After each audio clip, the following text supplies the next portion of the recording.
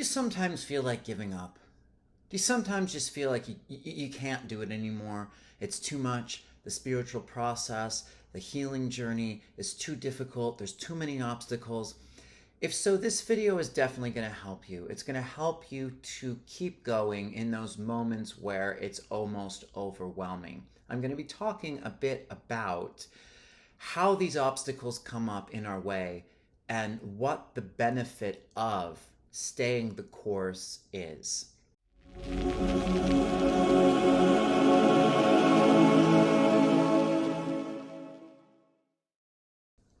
My name is Adam. Welcome back to my YouTube channel. I help people transform their fear, their trauma, and their confusion into love, freedom, and clarity. So this issue of finding persistence in the face of extreme adversity is a very common human tale, right? And it's definitely part of the hero's journey that we all go on in our healing process. And I find it important to just straight up acknowledge that sometimes it's so difficult, it's kind of bullshit. But the problem with that is it doesn't matter. All you can do to an extent is just call it out and being like, this fucking sucks, but how long am I going to stay in then this sucks? Because then I just fall into self-pity and victimization and I don't go. I have had a very gnarly journey. I have had extensive tests and loops. I've oftentimes felt like I was just going in a loop on like a merry-go-round in hell, where I would be like, oh, there's the issue with my childhood again, and there's the issue with romance again, and it's the same issue that I saw last year and 6 months ago and 18 months ago and 2 years ago, and I worked through that, and now there's another layer, and now there's another layer, and now there's another layer, and it would begin to drive me mad. One of the things that I came to understand was that even though sometimes things do seem like they're looping, because that's kind of how the universe works, everything's cyclical, everything goes in a circle, the loops do move forward. So it's like we tend to spiral, but the spiral progresses. It's very tempting to quit. It's very tempting sometimes to just be like, this is too difficult. Our reality is too hard. I take step after step after step, and it's not really paying off very much. Many years ago, after many, many years as an addict, after many, many, many years suffering in depression and mental illness and bipolar tendencies and major fear and anxiety, I made this commitment to become the best person that I could become. And it ended up being a lot harder than I thought it was going to be. And I tell you this because if you are on a similar path, I really do understand that. The thing is, we never know when things are about to click. We just never know. You never know when that extra oomph in the face of adversity, or when you're on the edge of giving up, is like that last step to the breakthrough. You never know. One of the trickiest things in life is to actually know when to keep going and when to alter your path.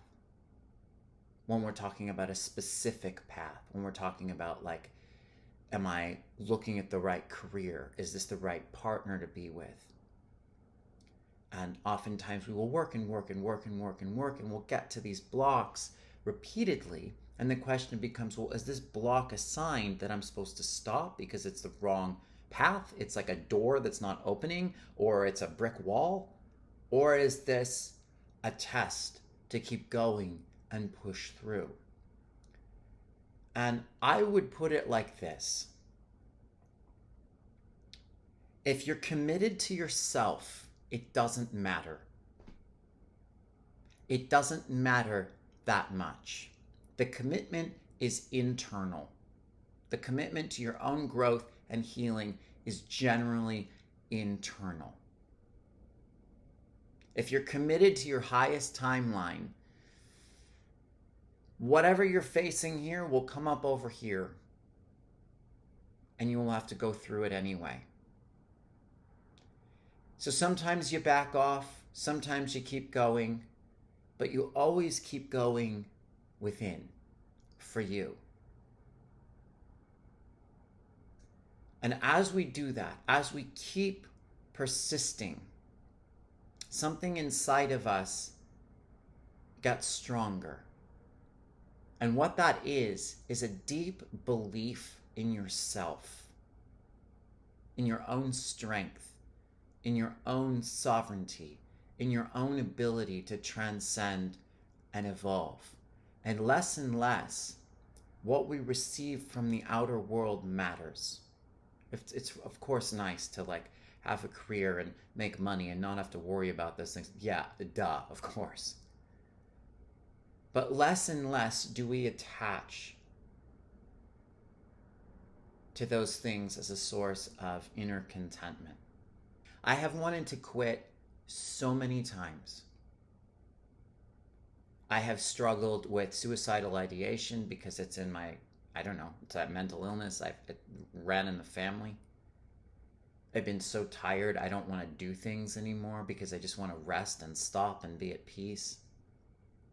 I have declared to God, to the world, to myself, over and over and over again that I'm done, that's it. And yet, I never really am. And the reason for this is because there's something in me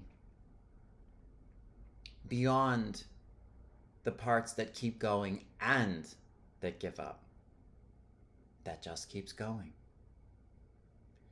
And I think that just the simple awareness that this peace is somewhere in all of us, it's something we all have, connects you more and more to it. So that quitting or persisting actually almost becomes an illusion. It's not real, giving up or keeping going. Because you kind of always are keeping going. Even if you die, you keep going.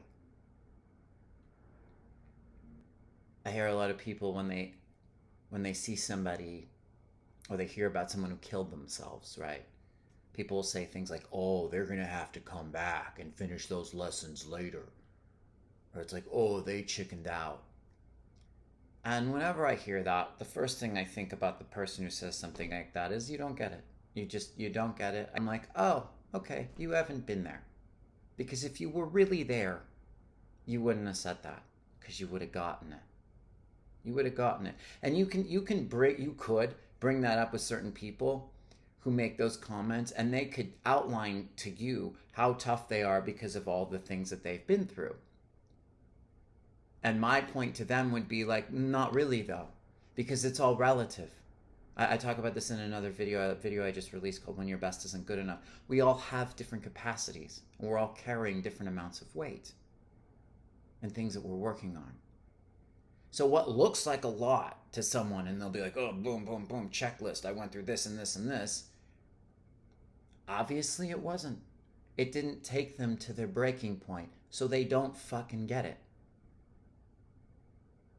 That's something I always remember, because I know it's true. Everybody has a breaking point as a human. Everyone as a human has a fucking breaking point. I never forget that, because I've been broken most of my life, so it's not hard for me to forget. But what I think is important to understand is, on some level, no matter how hard it gets, no matter how shaky or dicey, your soul doesn't break. It breaks on a level. Some people will say there's no such thing as soul trauma, the soul's perfect. Fucking bullshit. No, it's fucking bullshit. My soul shattered into so many different pieces and went so many different places. And this life for me has been about cleaning all them up and putting my soul back together. But on some level, it doesn't ever fully break. And on a soul level, you can always unify anything. You can always come back into harmony very quickly on a soul level. It's harder on a human level because it takes more time here. So if you're wanting to give up, if you're wanting to quit, if it's too difficult, I would suggest looking at what your goals are. What are your goals? Are you trying to accomplish a particular thing? Are you chasing something? Do you have an idea of what success looks like? Because all in all success really is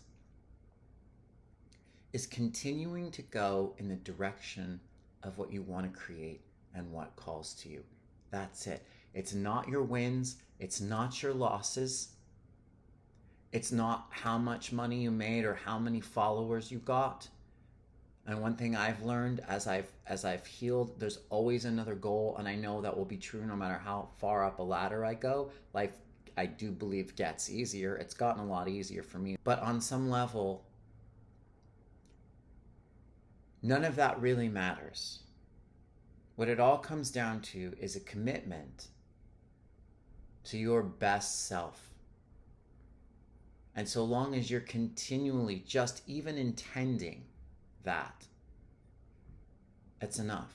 Because they'll be like, okay, yeah, but are you taking action steps? And that's important. But even just a simple intention sometimes could be an action step. Because what the fuck is an action step? Is it when you're moving your body? If you sit down and journal, is that not an action step? If you're meditating, is that not an action step on some level? What the fuck is an action step? Like on a high enough level, it's a nonsensical question. And we need these paradigms for human evolution. But they're different levels. I'm talking about like on a higher self soul level.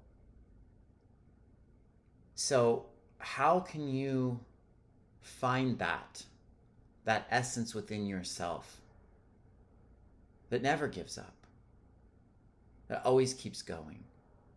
How have you already been continually keeping going? How can you reframe what that means in a way to validate your past experience up until this point?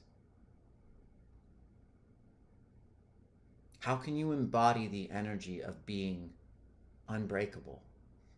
Which I know sounds contradictory to what I said before about how we all have a breaking point. And on a human level, and even other levels, we do. But when you expand back further and further, we don't. And one of the keys to being unbreakable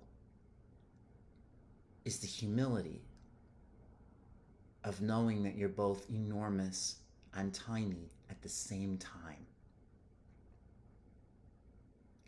There's a saying we've all heard many times, the meek shall inherit the earth.